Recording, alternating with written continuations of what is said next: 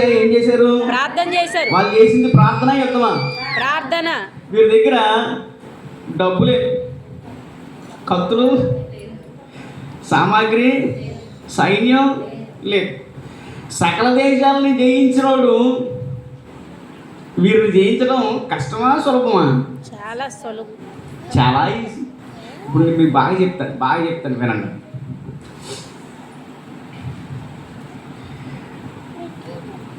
ఢిల్లీలో reserve bank కన్న వేసినోడు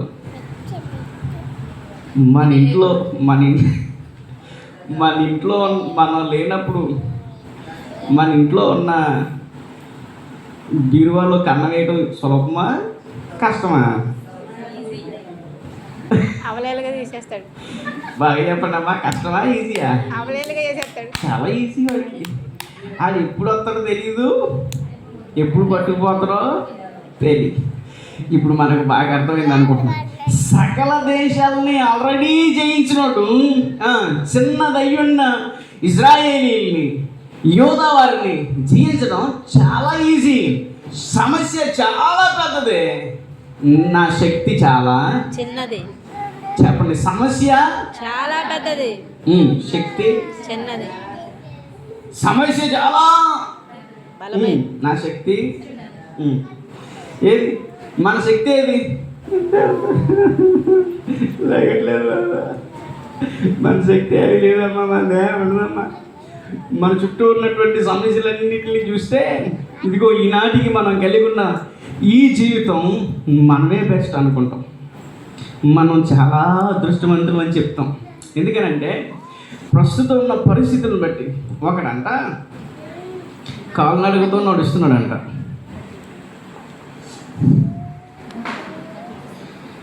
అది అనుకున్నాడంట, నాకు కొంచెం సైకిల్ ఉంటే బాగున్నాడు, అక్కడ సైకిల్ వేసుకు వెళ్తున్నాడు అనుకున్నాడంట. ఆ సైకిల్ తొక్కున్నవాడు అలా సైకిల్ తొక్కుంటా వెళ్తున్నాడంట. ఆ పక్కన డ్రమని బండి వెళ్ళింది. అది అనుకున్నాడంట, నాకు బండి ఉన్నవాడు కనీసం బండి ఉన్నవాడు అక్కడ డ్రమని తిప్పుకుంటే కాళ్ళు ఎప్పుడు రాకుండా.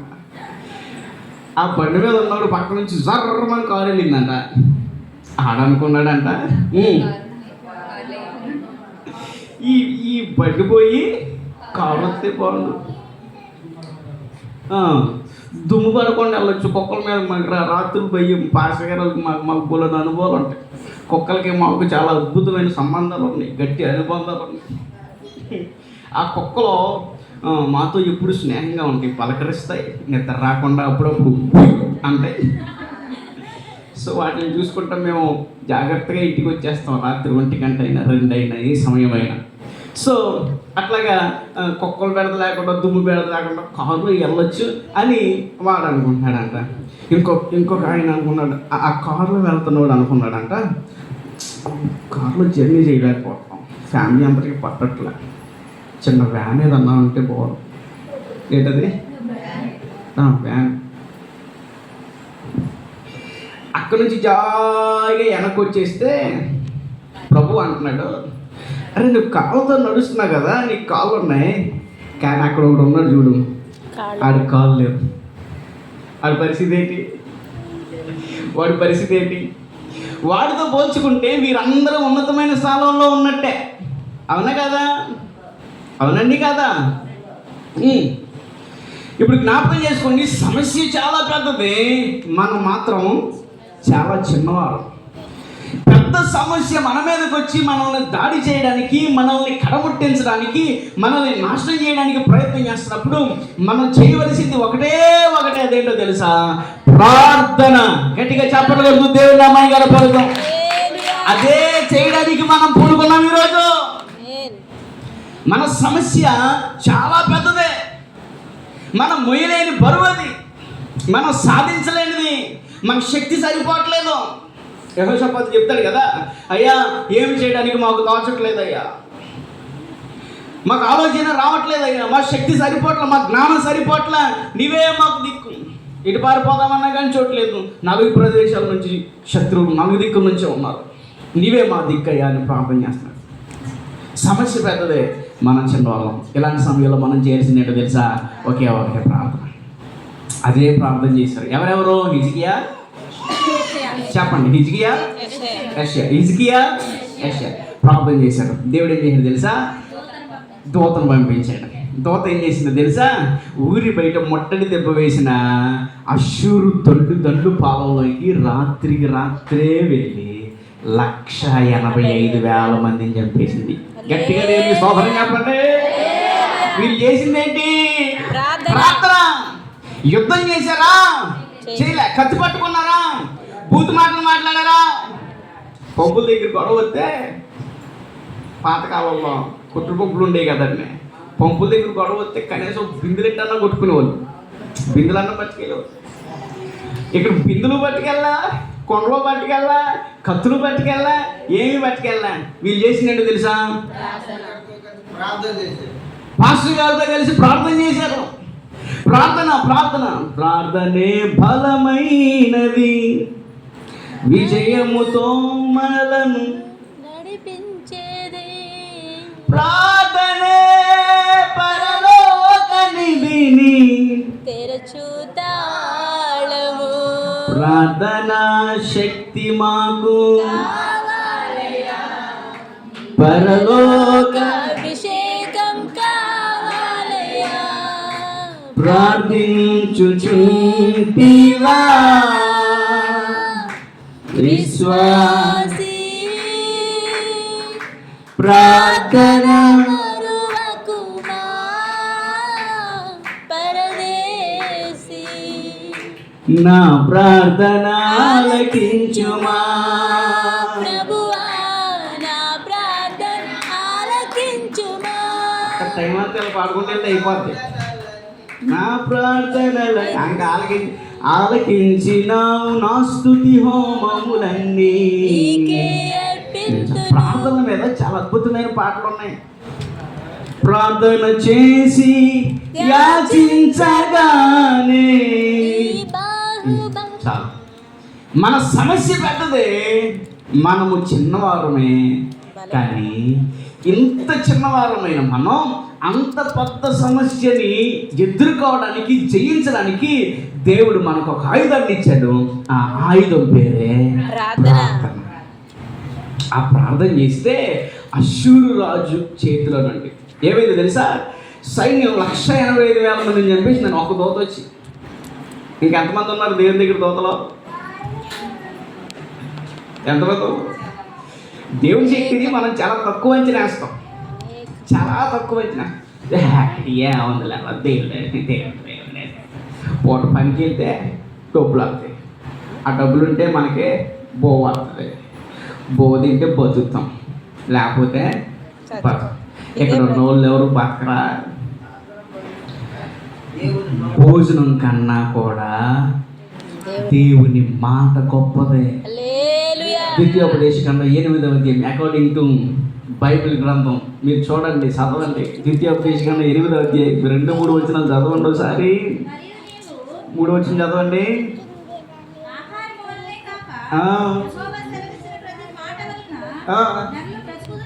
ఏంటంటే అది ఇంకా గట్టి చదవండి.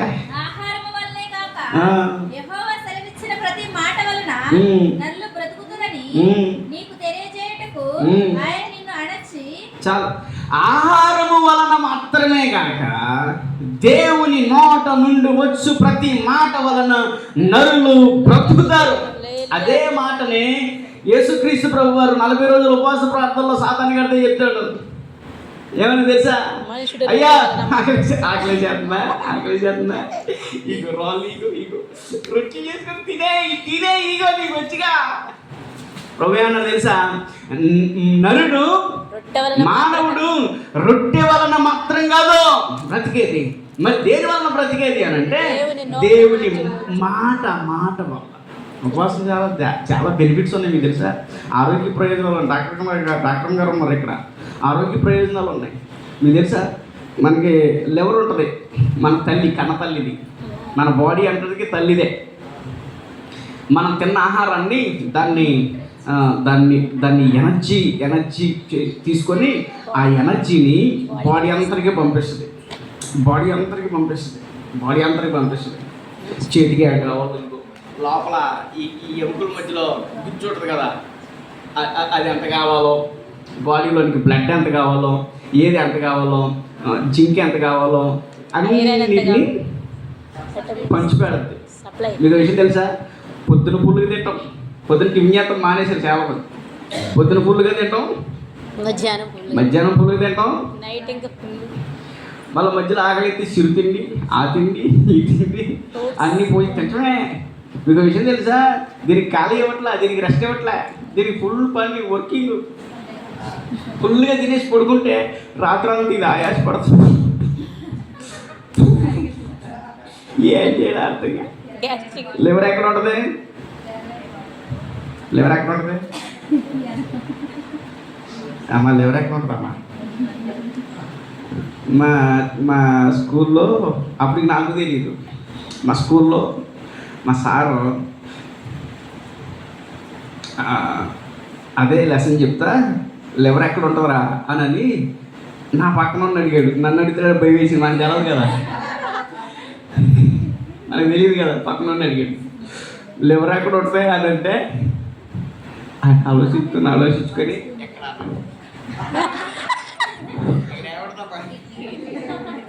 ఇడ్లీలు ఉంటాయి, కిడ్నీలు ఉంటాయి. మరి లివర్ ఎక్కడ ఉంటుంది? లివర్ ఎక్కడ ఉంటుంది అమ్మా? జాయిస్ తెలుసా? లివర్ ఎక్కడ ఉంటుంది అమ్మా? ఎక్కడ ఉంటుంది చెప్పండి మీరు. గుండె ఎక్కడ ఉంటుంది? ఇక్కడ ఇది బాగా చెప్పారులే. లివర్ ఎక్కడ ఉంటుంది?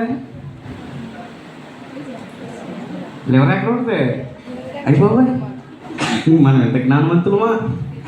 లివర్ ఎక్కడ ఉంటుంది తెలుసమ్మా? ఇక్కడ ఉంటుంది. ఎక్కడ ఉంటుంది? ఎక్కడే ఉంటుంది అమ్మా? ఎక్కడ ఉంటుంది?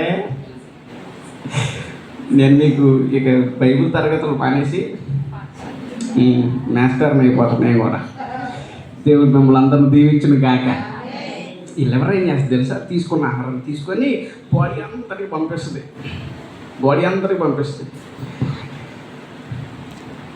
ఎక్కువైన ఆహారాన్ని ఏం చేస్తుందో తెలుసా? తనలో దాచుకుంటుంది. ఇంకా ఎక్కువైన ఆహారాన్ని ఏం చేస్తుందో తెలుసా? అక్కడక్కడ దాస్తుంది బాడీలో, కొవ్వు రూపంలో. కెమికల్స్ కూడా తెలుసా? ఈ విషయం తెలుసా మీకు? తెలీదా? ఈ లివర్ ఏం చేస్తుందంటే మనం ఫుల్గా తినేసిన ఆహారాన్ని డైజెస్ట్ చేసి దాన్ని వచ్చిన బలాన్ని మొత్తం బాడీ అందరికి పంపిస్తుంది. మనం పని చేస్తామంటే ఈ ఓపిక ఎక్కడి నుంచి వస్తుందనంటే ఇదే బాడీ అందరికి పంపిస్తుంది. పంపించగా కొంత తనలో దాచుకుంటుంది. అది ఏమవుతుందంటే కొంచెం లేట్గా తిన్నప్పుడు ఆహారం అప్పుడు ఈ బలాన్ని ఉపయోగిస్తుంది. తర్వాత ఇంకా బాగా లేట్ అయిందనుకో, కొవ్వుగా ఉన్న ఆహారం ఉంటుంది చూసారా, దాన్ని కరిగిస్తుంది. డాక్టర్స్ ఇప్పుడు ఏం చెప్తున్నారు తెలుసా? వారానికి ఖచ్చితంగా ఒక రోజు ఉపవాసం చేయండి అని చెప్తున్నారు. ఎందుకని తెలుసా? మీకు ఆరోగ్యం కోసం. ఉపవాసం రావడం ద్వారా ఎన్ని బెనిఫిట్స్ ఉన్నాయని తెలుసా మీకు? అసలు తెలియదు. ఉపవాసం ద్వారా మనం ఆత్మీయ బలాన్ని, ఆత్మ అభిషేకాన్ని, ఆత్మీయమైన ఆశీర్వాదాలని పొందుకోవడంతో పాటు మన శరీర ప్రయోజనాలు కూడా చాలా ఉన్నాయి. ఒక 4 రోజులు తినడం మానేస్తే ఏమవుతుందో తెలుసా? ఫస్ట్ రోజు మన బాడీలో ఉన్న మన బాడీలో ఉన్న కొలెస్ట్రాల్ లెవెల్ అప్పుడే కాదు, మొదటి రోజు ఏమవుతుందంటే లివర్లో తను తిన్న ఆహారం ద్వారా వచ్చిన బలాన్ని, తను దాచిన బలాన్ని అంతటినీ మనకి ఇచ్చేది. తర్వాత ఏం చేస్తుందో తెలుసా? కొవ్వుగా రెండో రోజు కొవ్వు కరగడం మొదలెడుతుంది. 3వ రోజు నుంచి ఏం జరుగుతుందో తెలుసా? మన రక్తం మనలో ఉన్నటువంటి కొవ్వు అంతా అయిపోయిన తర్వాత 3వ రోజు 4వ రోజు ఏం జరుగుతుందో తెలుసా? మన రక్తం శుద్ధి చేయబడుతుంది. నిజం, ఇది సైన్స్. ఇది మీరు చదవాలి కావాలంటే యూట్యూబ్లో మీరు కొట్టైనా చూడండి, మీరు ఖచ్చితంగా చూడండి. తింటమ్మా అనేది ఏమవుద్ది అని కొట్టి చూడండి. ముందు ఇది క్లీన్ అయిపోద్ది, బాడీ అంతా క్లీన్ అయిపోద్ది, మళ్ళీ రిఫ్రెష్ అయిపోద్ది. సో కాబట్టి ఉపవాస ప్రాంతాలు చాలా ఆరోగ్యకరమైనవి, మనలాంటి వారికి ఇంకా చాలా మంచివి. ఇప్పుడు దీనికి అసలు రెస్ట్ ఇవ్వకపోతే ఇది మాత్రం పని చేయరు కదమ్మా, చాలా పని చేయరు కదమ్మా, పని చేయరు కదా. రెస్ట్ ఇవ్వకపోతే అలాగా అమ్మ ఏం చేద్దానంటే అన్నిటిని తెచ్చి పెడతాయి. లేనప్పుడు ఏం చేద్దాం తెలుసా? ఇంట్లో నుంచి తీసుకొస్తుంది. ఇప్పుడు మీకు బాగా చెప్తాను ఏనండి, ఈరోజు స్కూల్ పనికి వెళ్ళి వచ్చాం. సాయంత్రానికి డబ్బులు వచ్చినాయి 500. ముందు వాటిని ఖర్చు పెట్టుకుంటాం కదా. ఇవి కూడా సరిపోలేదు, ఊరు వెళ్ళాల్సి వచ్చింది, ఫంక్షన్కి వెళ్ళాల్సి వచ్చింది. అప్పుడు పెట్టులు అయితే కదా, పెట్టులు కూడా అయిపోయినాయి. అప్పుడు బ్యాంకులోకి అంతే కదమ్మా. సో కాబట్టి అదే పని చేస్తుంది ఈ అమ్మ. సో కాబట్టి మీరు ఆరోగ్యంగా ఉండాలంటే ఉపవాసం చేయండి. ఉపవాసం చేసినప్పుడు ఖచ్చితంగా ప్రార్థన చేయండి. ఈ ప్రార్థన ఎలాంటిదో తెలుసా? చాలా బలమైంది, చాలా బలమైంది, చాలా శక్తి కలిగింది, చాలా శక్తి కలిగింది. ఇది మనకు ఎక్కువైన మనం మోయలేని శ్రమల నుంచి, బాధల నుంచి, ఇబ్బందికర పరిస్థితుల నుంచి ఈ ప్రార్థన ఏం చేస్తుందో తెలుసా? మనల్ని విడిపించేస్తుంది. 25 సంవత్సరాల వయసులో రాజు అయినటువంటి హిజ్కియా తను ఎదుర్కొన్నటువంటి, తను ఫేస్ చేసినటువంటి పరిస్థితులు చాలా భయానకమైన పరిస్థితులు ఉన్నాయి. ఒకసారి అనారోగ్య పరిస్థితి వచ్చేసింది, మరణకరమైన కింద వచ్చినలో మనం చూస్తాం కదా. 24వ వచనంలో ఆ దినముల్లో హిజ్కియా రోగి మరణ దశలో నుండెను. అతడు యెహోవాకు మొర్రపెట్టగా చిత్తము తెలియజేసి సూచన ఒకటి చూపించి స్వస్థపరిచాడు. ఈ సంగతి అంతా మనం రాజుల గ్రంథంలో మనం చూస్తాం కదా. హిజ్కియా విని కన్నీళ్ళు విడిచి గోడ తట్టు మొఖం తిప్పుకొని, అదో పెద్ద సందేశం. అందుకే దాని జోలికి పోవట్లేదు నేను. అది స్వస్థత సందేశం. ప్రార్థన చేయడం అలవాటే, ప్రార్థన చేస్తున్నాడు. సమస్యల నుంచి విడుదల కొరకు ప్రార్థన చేస్తున్నాడు. ఇప్పుడు అసలు సందేశం కాడికి వచ్చాం. ఇప్పుడు మొదలెడుతున్నాను నేను. మొదలెట్నా? ఇప్పుడు దాకా చెప్పింది ఇంట్రడక్షన్. ఇప్పుడు అసలు సందేశం కాడికి వచ్చాం. ఇప్పుడు చెప్పనా ముగించేనా? దేవునికి స్తోత్రం కలుగును గాక. హల్లెలూయా. హిజ్కియా తన మరణ దశలో దేవునికి మొర్రపెట్టాడు, దేవుడి చిత్తాన్ని చూపించాడు. ఇక్కడ 25వ వచనం ఇక్కడ తన పరిస్థితి మారింది. ఇక్కడ దాకా బాగానే ఉంది, ఇక్కడ నుంచి మార్పు వచ్చింది. ఏంటి ఆ మార్పు అని అంటే, హిజ్కియా మనసులో గర్వించాడు. గర్వం వచ్చింది. మనిషికి ఏది రాకూడదో అదే వచ్చింది. నాశనము గనక గర్వం నడుచునంట.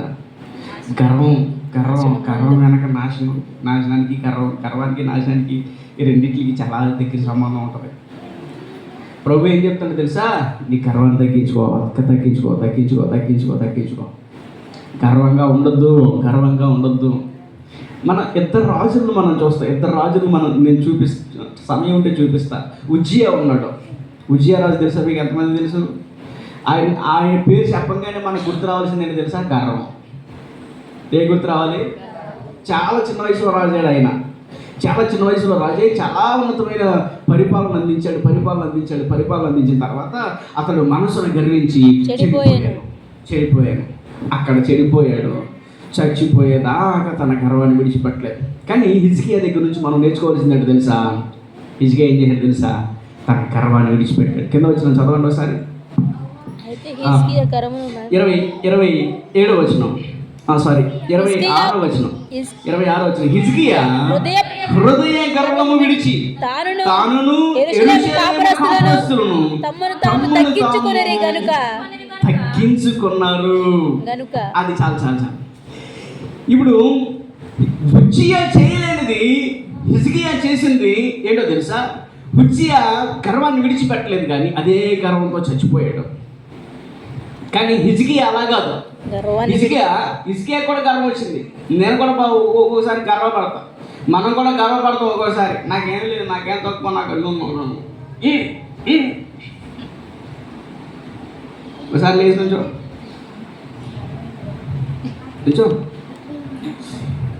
వెళ్ళరా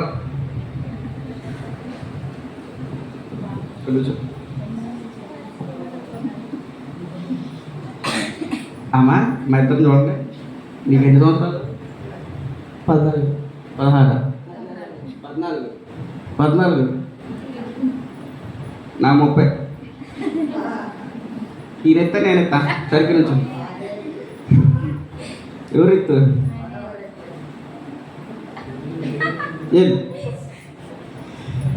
ఎత్తుగా ఉన్నానని గర్వపడకో, పెద్దని అనుకోబోకు.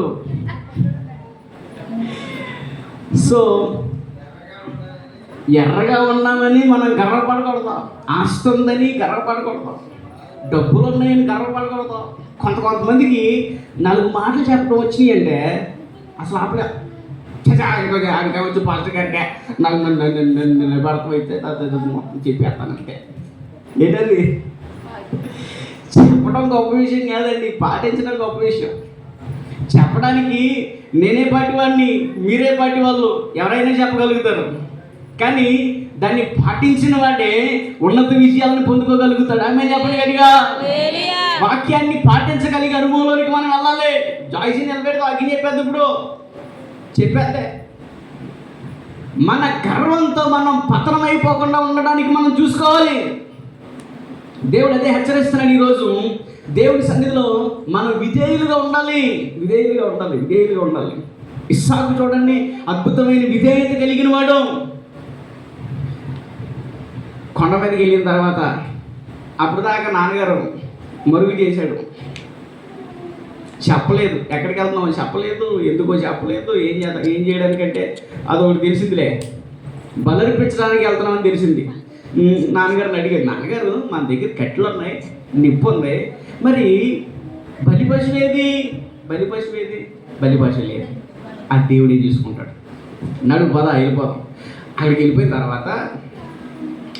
తర్వాత ఇస్సాకు కాళ్ళు చేతులు కట్టేస్తాడు అన్న. కట్టేస్తుంటే ఇప్పుడు ఇస్సాకు అర్థమైపోయింది ఏంటది. ఇందాక నేను అడిగాను, నిప్పులు కట్టెలు ఉన్నాయి, బలి పశువు ఏది డాడీ అని నేను అడిగాను.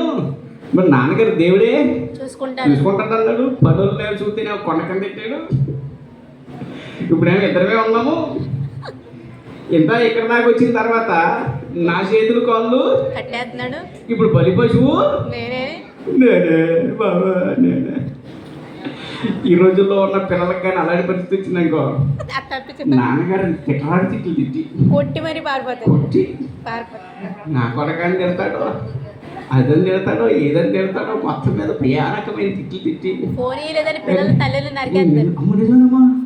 ఈ వార్త చదువుతున్నారు మీరు. ఫోన్ ఇవ్వలేదని, టీవీలో బొమ్మలు చూడనివ్వట్లేదని, ఆడుకొనివ్వలేదని తల్లిదండ్రులు చంపేస్తున్నారు పిల్లలు. నిజమన్నా కత్తించుకున్నారు ఇంటికి కూడా వాళ్ళ అమ్మని. ఫోన్ లాగేసుకుందని, తిట్టిందని, అన్నం తినకుండా ఫోన్ చదువుతున్నాడండి, తిట్టిందని అది కత్తించుకున్నారు ఏంటండి. ఇలాంటి వార్తలు భయానకమైన మనం వింటున్నాం ఈరోజు. సో కాబట్టి జాగ్రత్త. పిల్లలను పెంచవలసిన మార్గంలో మనం పెంచగలగాలి. దేవునికి స్తోత్రం కలుగును గాక. హల్లెలూయా. గర్వము విడిచిపెట్టాలి. గర్వం. రెండోది ఏం చేయాలి తెలుసా? మనం ఏం చేయాలి? మనం ఎంతగా తగ్గించుకోవాలి?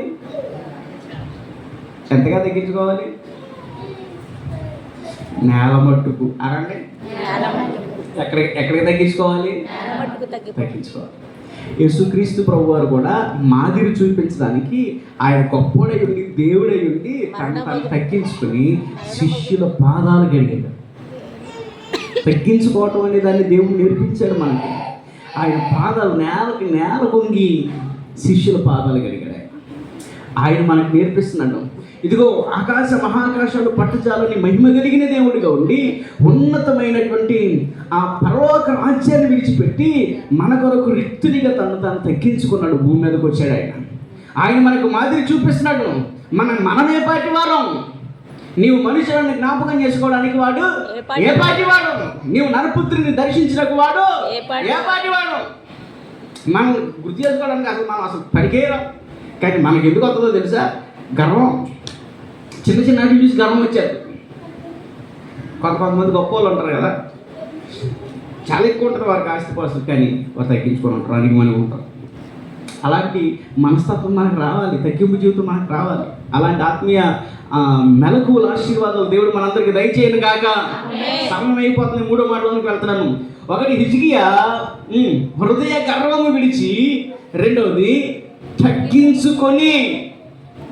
మరలా చెప్పండి ఒకసారి గట్టిగా. మొదటిది గర్వం విడిచి గట్టిగా చెప్పాలి. మొదటిది హృదయ గర్వం విడిచి అందరూ చెప్పాలి. మొదటిది హృదయ గర్వం విడిచి హృదయ గర్వాన్ని విడిచి, రెండు తగ్గించుకొని, మూడోది ఇంకో పని చేశాడు. 30 వచ్చిన చదవండి ఒకసారి గట్టిగా. హిజ్కియా గీహోను కాలువకి ఎగువన కట్టవేసి దావీదు పట్టణపు పట్టణపు తట్టుకు దాన్ని తెప్పించాను. ఇప్పుడు ఇది మూడో మాట. దీన్ని మనం ఎలా వివరిద్దాం, ఎలా చెప్తాం అని అంటే, నీరు దేనికి సాదృశ్యం? వాక్యానికి సాదృశ్యం. హిజ్కియా ప్రవాహము వలె వెళ్ళిపోతున్న నీటిని ఎదురుగా కట్టవేసి దాన్ని ఇంట్లోకి తెచ్చుకున్నాడు. గట్టిగా దేవునికి స్తోత్రం చెప్పండి. రెండు చేతులు పైగా చెప్పండి. హల్లెలూయా. హిజ్కియా చేసిన పని ఏంటో తెలుసా?